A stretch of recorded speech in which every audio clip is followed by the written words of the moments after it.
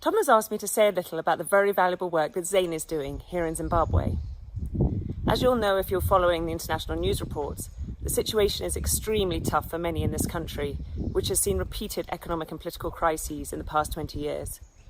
Hyperinflation is currently running at just over 785%. Food shortages were already affecting millions of people before the start of the coronavirus pandemic. Now about 8.6 million Zimbabweans are food insecure, according to the latest projections from the World Food Programme, a figure that will likely be revised soon.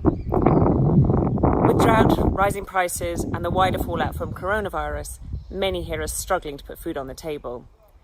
And that includes those living in Zimbabwe's urban areas as well as the rural parts of the country.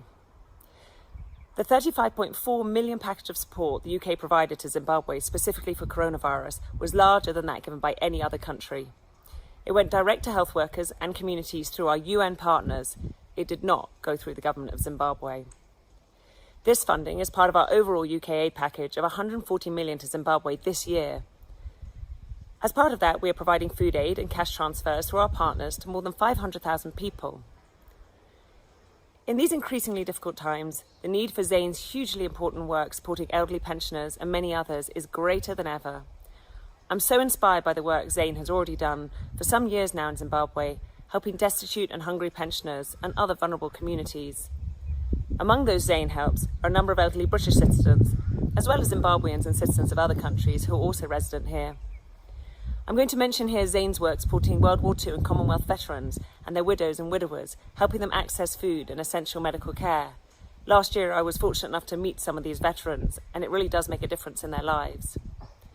Work in care homes in Zimbabwe is also notable, particularly at the moment when these institutions are facing such difficulties because of the worsening economic situation.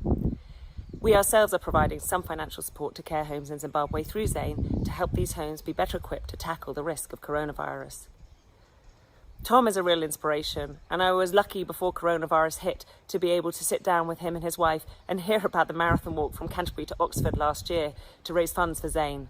I know they're both planning some more fundraising work this September if all goes well. I'd really encourage you to support the work of ZANE so that this British charity can continue to help pensioners and women and children living in poverty here in Zimbabwe.